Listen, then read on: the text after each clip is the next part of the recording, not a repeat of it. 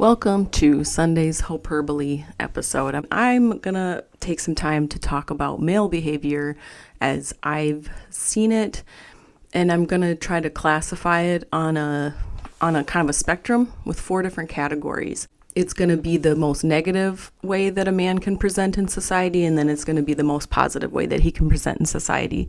And I'm going to posit that most men think that they're presenting in the most positive way, or maybe the second most positive way, but I would actually posit that most men are presenting in the second most negative way and enabling the worst negative way. I have some helpful ways that people can break down whether the man that they're around is which category they're in, and then they can kind of make a decision about how they want to proceed. The thing that got me thinking about this was the clip that I'm going to play here in just a second. 2 men talk about what is the appropriate response to men who hurt children and women, whether it's raping them, assaulting them, killing them. What is the appropriate way to respond to that? From male to male. Touch a kid, you're supposed to die. Straight up. You rape a woman, you're supposed to die. Straight up.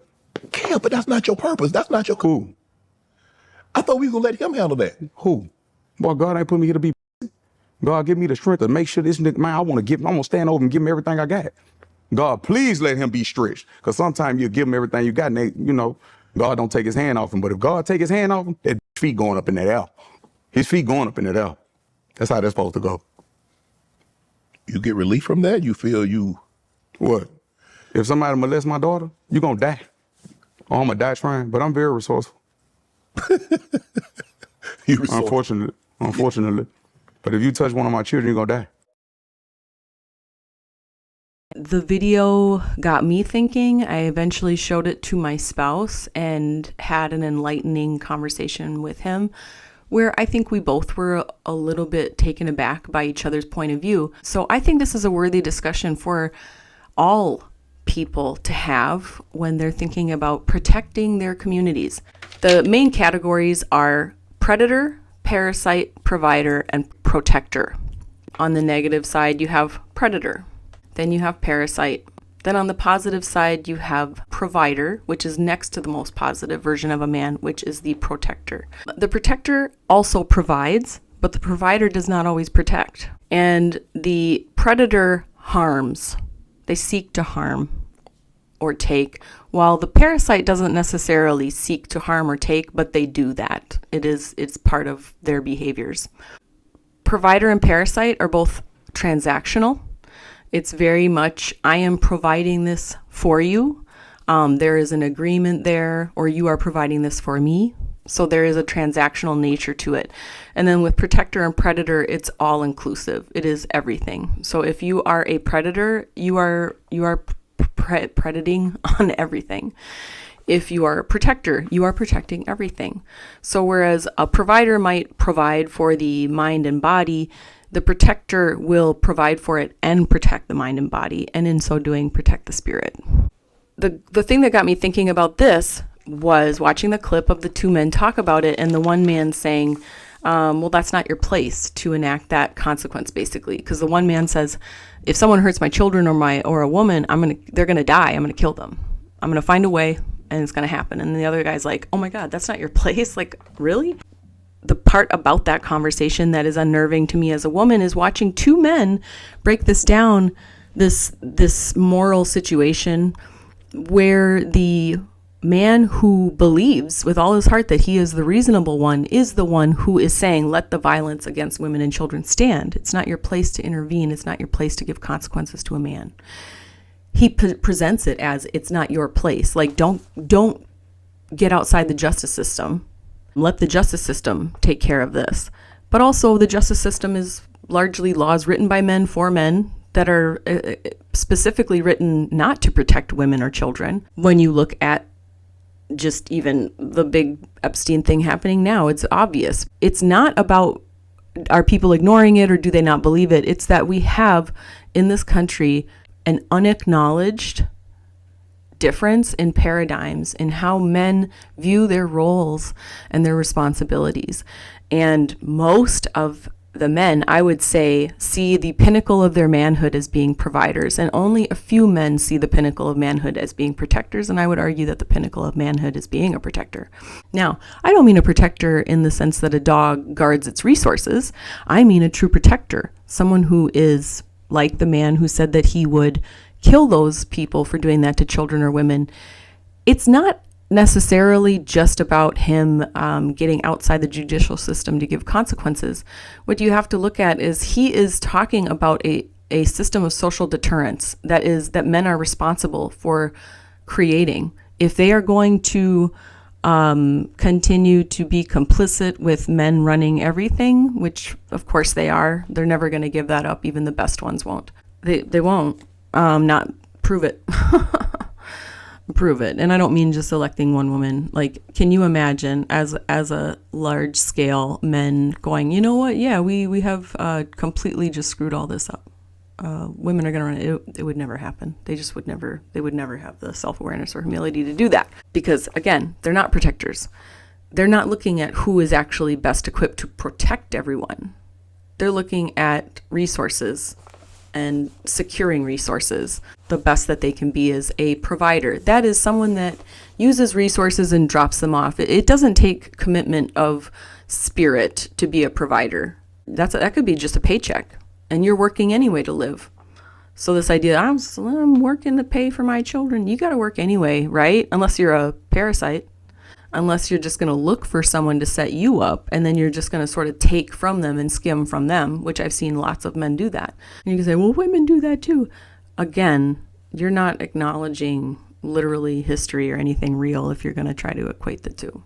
And women still get called gold diggers. Men never get called gold diggers. That's, again, it's just everything is weaponized against women. So let's get back to putting things in perspective. Going back to those categories, protector is the best. Provider is the second best. Parasite is the second worst, and predator is the worst.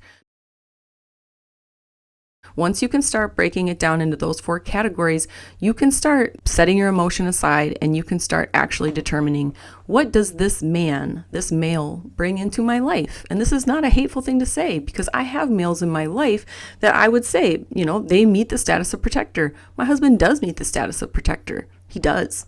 One of the questions I want to ask you to think about if you watch this video of these 2 gentlemen talking about it: violence against women and children. Direct retribution is posed as a punishment and also as a social deterrent, and we are ignoring this idea of social deterrent. And this idea of the dad exacting this punishment is seen in a way it's presented by the other man as irrational. Think about what's going to happen, the consequence. You're going to potentially end up in prison, and then your child wouldn't have a parent anyway. Well, you have to flip it and think about, again, protection as a society, protection as a system. If I let this guy just rape children and women, and I just rely on a justice system to deal with that, what is the long-term consequences of that? What's the long-term deterrent of that? Clearly it doesn't work, because this is happening all over the place and people don't care. So again, we're getting back to the character piece of it. One man saying let it slide because it was against women and children.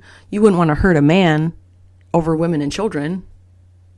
You wouldn't want to hurt a man over women and children.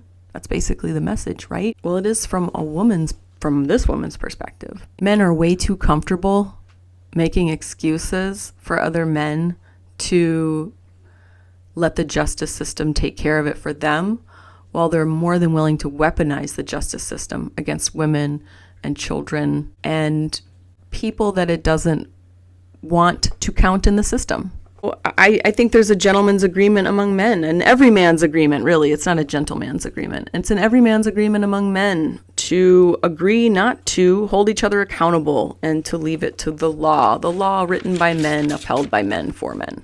Let's have the conversation about the role of men in correcting males' behavior. Where are the men in correcting other men? We're not going to get out of this situation until we get better at categorizing these types of males to hold them accountable for the damage that they're doing to our country and to our world. Because these are not protectors that are behind this war in Iran. It's not protectors that are behind stealing oil from other nations and disrespecting sovereign nations and tearing apart landmarks and completely disregarding tons of citizens in this country. And as of just, was it this morning, saying that now the only enemy left is the radical left. That's, hey, hi, I'm the radical left. Would you like to look at my horse picture? And would you like to have coffee with the radical left? I don't even know, man. This is so crazy. So, yeah. So think about those categories. Give it a think. And think about the men in your life and where do they fit in. And I would love to go more into these categories so they're not so stark. I think maybe you would expect there to be more middle ground. And I would say there isn't. There actually is no middle ground. There's none. There's 2 categories of positive, and one is definitely much more positive than the other. Because again, with the difference between protector and provider, a provider might provide for the mind and the body in terms of education, housing, food, support for, like extracurriculars. But if you don't actually protect the mind and the body, if you are providing for it but not protecting it, then that leaves room for emotional neglect. So you can have someone that would describe themselves as a provider, want to be seen in a positive light, but if they are not protecting, then there's neglect there. And that's negative, because that then leaves the child raised in that environment much more vulnerable to parasites and predators. So I would say that our society is getting screwed up because the majority of men fall in the provider parasite category. They are enabling parasites and predators, and very few men understand their actual responsibilities as protectors in this society.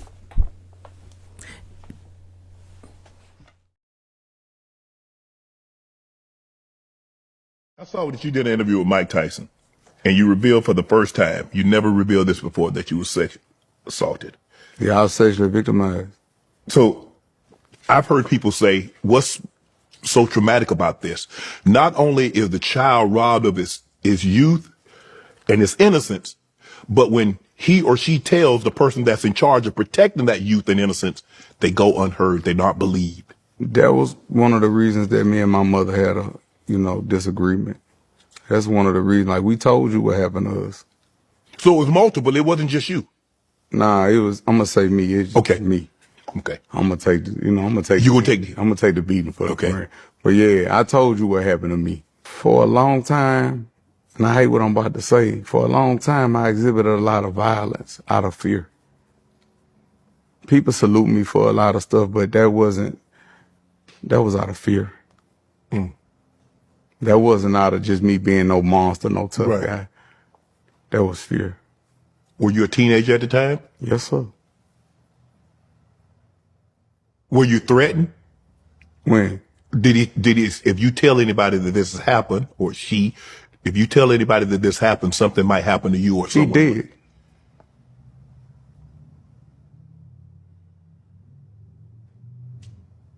He did? Yeah, he out of here. I guess I'll leave that alone.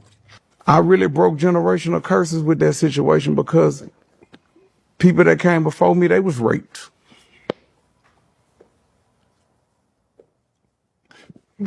And it created the space for me to have with my children to where my children know don't nobody never touch you, that not even me. I had these open conversations with my children. They are equipped. I created a space for them to be able to tell their dad anything. Be open and honest with you about any situation. Anything. Had your mom taken steps necessary, how different is your relationship with your mom? It's beautiful. Because you got to think, when a parent hear that, that's the worst thing they want to hear. Absolutely. They be in shock. They don't know what to do. Because I'm here to protect you, and I didn't protect you. But my mom ain't,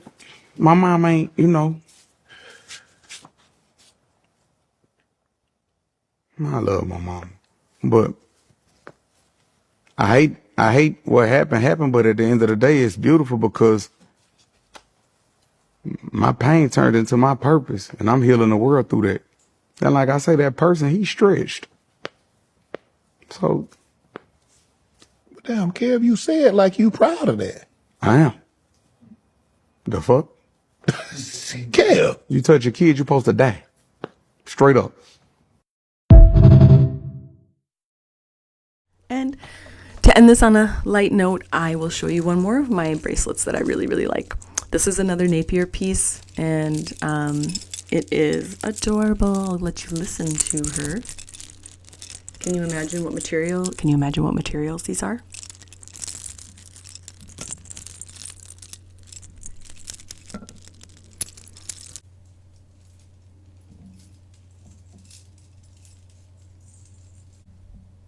Yeah, I really like it.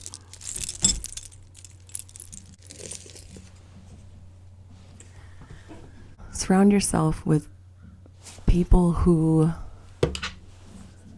Actually, you know what? That's not even advice I'm observing right now. Don't surround yourself with people. Be where you are, doing the things you love. If the people that you love are with you, great. And if you're with people that don't love you or don't protect you, get out.